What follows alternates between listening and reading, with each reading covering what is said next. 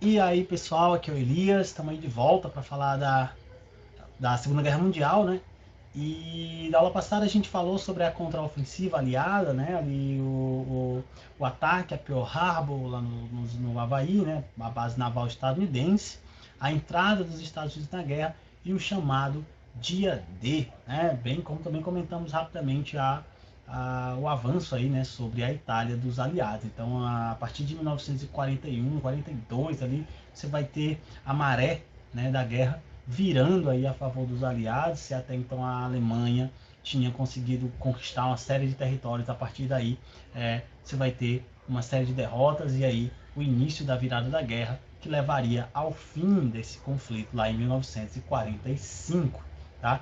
Hoje, pessoal, a gente vai falar sobre a participação, né, claro, do Brasil. Sim, o Brasil participou ativamente da Segunda Guerra Mundial, né, enviando uma força é, até razoavelmente grande, né, de soldados para lutar, né, ao lado dos aliados a partir lá de 1942, 43, na verdade, é, na Itália, tá? Então a gente vai comentar um pouco sobre esse contexto aí, como é que o Brasil entra na guerra e por que que entra na guerra, né? Então o que que a gente tem, né?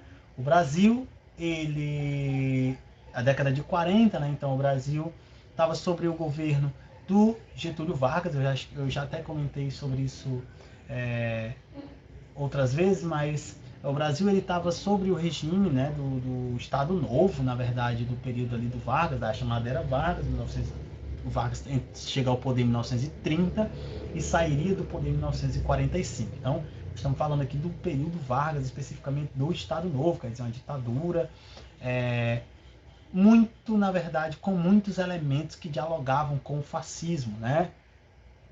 O Vargas, na verdade, durante todo o seu governo, ele manteve uma política um tanto quanto ambígua em relação ao seu posicionamento frente ao avanço das ditaduras totalitárias, das ditaduras fascistas lá na Europa.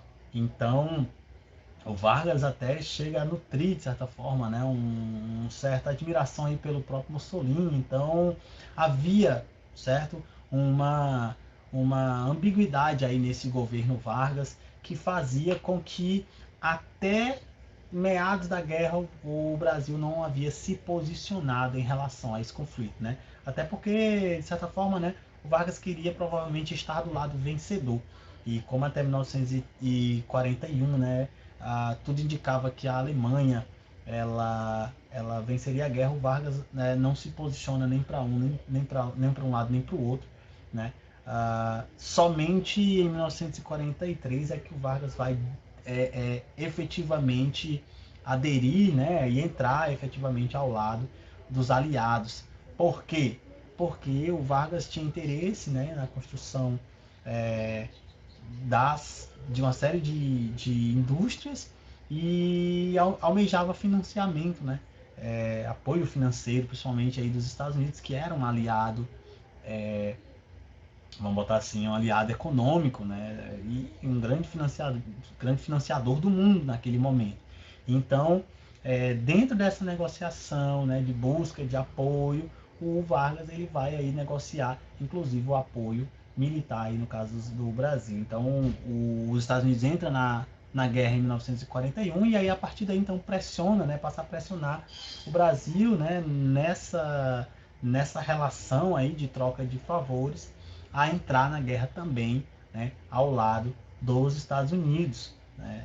E, e de fato, né, o Brasil vai entrar na guerra, o Vargas então decreta, né, a, a entrada do Brasil na guerra. Na verdade, vários soldados chegam aí para os Estados Unidos para aprender o modo, né, de operação ali desses soldados estadunidenses, e aí volta para treinar aqueles que iriam para a guerra. É aí que você vai ter a criação da chamada FEB, né, que é a Força Expedicionária Brasileira. Então a FEB seria ali o conjunto desses soldados que iriam para a Itália lutar, né, ao lado dos Estados Unidos para a retomada do território e também para impedir, né, o avanço dos nazistas em relação ali à França, né, já que você também já tinha ali as batalhas ocorrendo já no norte da França, e que também você teria lá em 1944 o dia D, né, que é a contraofensiva mais intensa. Então o Brasil envia aí 25.700 soldados aproximadamente, o chamado 33º Batalhão, né, vai lutar em algumas campanhas para a retomada da Itália. Então, a Batalha de Montes, né, o Monte Castelo, né, a campanha do Monte Castelo, a campanha da Sicília. O Brasil entra nessa guerra e desempenha, né, grande importância, né, grandes feitos. No caso aí, o Brasil perdeu, né, vários pracinhos, né, morreram na guerra, mas uma grande parte retornou e, e são vistos, né, como heróis, né, assim, naquele momento. Então, ali no canto vocês podem ver o símbolo, né, da Força Expedicionária Brasileira, que é uma cobra com um cachimbo. Você pergunta por que é uma cobra com cachimbo, né? É porque, pessoal, na época, né, quando se decidiu que o Brasil entraria na guerra, e aí foi criada, né, a Força Expedicionária, mas até ela começar a funcionar demorou bastante, né? E aí muitos críticos de jornal, né, criticavam o governo e diziam que no final dos contos o Brasil não entraria na guerra, né? Que era muito mais fácil uma cobra fumar do que o Brasil entrar na guerra. E é aí que você vai ter a adoção do símbolo, né? A cobra com um cachimbo, né? Porque quando a Força Expedicionária ela se organizou, né? E começam a embarcar para ir para seguir, né? Para a Europa, você tem essa analogia aí, né, essa resposta, né? E aí muitas matérias de jornal na época colocam justamente esse título, né? A cobra fumou, né? Então o Brasil está na guerra. E aí você vai ter essa força, né, indo em direção à Europa, né? Os chamados cobras fumantes. E aí, novamente, aí quem gosta de música, sobre a Segunda Guerra Mundial, que não falta é música. Tem uma música também de uma banda de rock sueca chamada Sabaton, chamada Smoking Snakes, que em inglês quer dizer cobras fumantes, que é justamente uma música que retrata, né, que comenta sobre uh, a, um batalhão, né, da FEB que lutou contra a Wehrmacht, né, que era o exército mesmo nazista, né, força armada nazista, e que esse batalhão ele foi cercado ali, né, pela Wehrmacht. Muitos morreram, só sobraram 3, e eles foram intimados a se renderem e tal, e eles não se renderam e morreram lutando, né? E aí, muitos anos depois, foi encontrado lá só as sepulturas, né? 3 cruzes referentes ao local onde eles morreram, e estava escrito em alemão, né? Aqui jazem 3 heróis brasileiros, né? Escrito pelos próprios alemães, que viram os feitos desses brasileiros como como um ato heróico, né? E então quer dizer, você vai ter a presença forte desses brasileiros lutando contra o fascismo lá na Alemanha, né? Então aqui, ó, alguns dos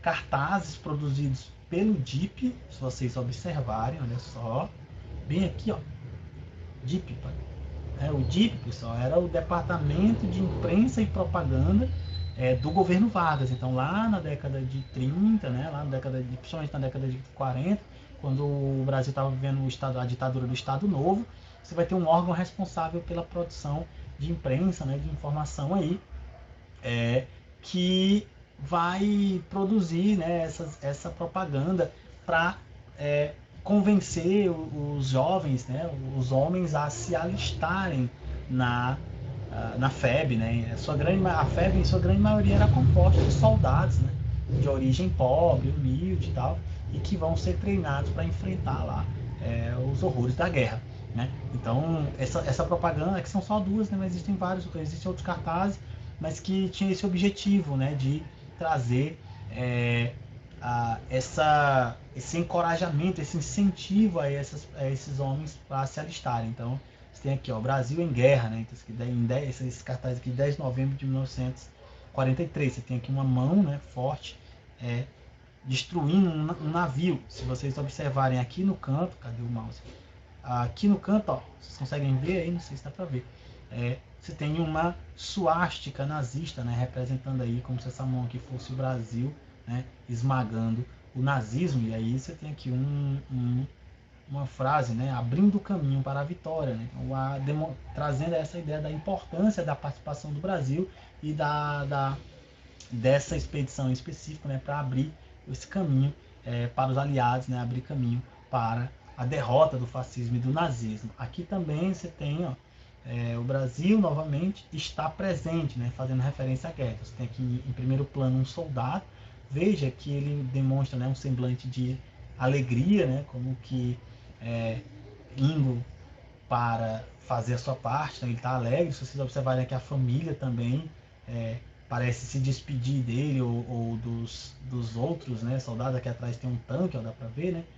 As pessoas parecem felizes com a coragem desses homens. Então essa propaganda ela é, né, construída, isso aqui, claro, é tudo construído, é pensado justamente para convencer, né, para sugerir que esses soldados se alistassem, né, na luta contra o nazifascismo. E também para justificar a participação do Brasil na guerra.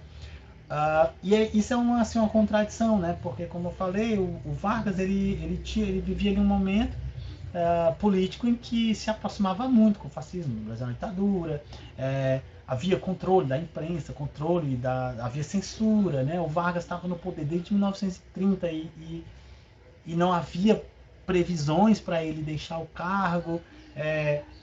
Ele sai nomeando uma série de interventores, ele cria uma polícia política, né, que passa a perseguir opositores, ele torna ilegal os partidos políticos, as entidades de luta social. Então era um negócio meio contraditório, que você tinha um país que vive uma ditadura muito próxima dos modelos ali fascistas, mas que agora lutava contra o fascismo. Então isso também, inclusive, chega a ser uma das causas que leva, né, a queda do Vargas, né? Porque lutar pela democracia sem ter uma democracia. Então havia aí essa contradição. Aqui uma manchete aí, né, de um jornal à noite do dia 24 de novembro de 1944. Aviadores brasileiros bombardeando a Alemanha. Sim, pessoal, também você vai ter a presença da FAB, né, que era a Força Aérea Brasileira, né, que também vai participar aí de algumas expedições de bombardeio. Então você vai ter aí, aqui, ó, não sei se vocês conseguem ler, mas tem assim, ó, participaram dos devastadores ataques aéreos a Munique e Salzburgo. Anuncia-se oficialmente em visita ao fronte da FEB o Sr. Noel Charles, dia 24 em Roma. Foi oficialmente anunciado que os pilotos brasileiros participaram dos devastadores bombardeios efetuados anteontem pelos aliados contra Munique e Salzburgo da Alemanha. Os pilotos brasileiros da FAB que formaram parte nos raids aliados de quarta-feira à noite contra Munique e Salzburgo fazem parte da 15ª Força Aérea dos alguma coisa, dos aliados, eu acredito. Então, quer dizer, você vai ter aí a presença do Brasil, como eu falei, né, de forma bastante intensa nessa guerra.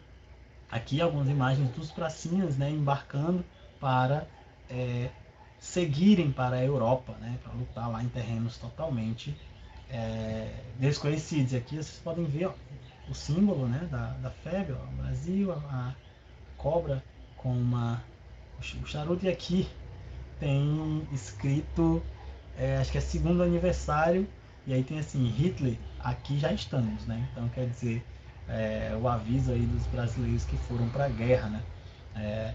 Então o Brasil vai ter uma participação bastante importante aí nesse processo, tá bom? Então por hoje é só, pessoal. Esse conteúdo não tem no livro, mas aí vocês podem fazer as anotações pela videoaula, mas também pesquisem, pessoal. Tem muita coisa legal sobre a participação do Brasil na Segunda Guerra Mundial. Tem um documentário que eu vou indicar para vocês.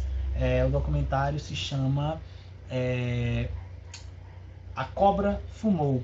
Cobra Fumou, que é um documentário com os próprios pracinhas, né? Pessoas que sobreviveram à guerra e aí estão lá contando as suas histórias enfim, né, num documentário. Então vale muito a pena assistir, é muito legal. Ele não é muito longo, é meio curto, mas vale a pena assistir, né, e conhecer um pouco da realidade desses soldados que viveram, né, enfrentaram ali as forças nazistas, viram literalmente a morte nos olhos. Bom, então, muito obrigado por assistir e até a próxima.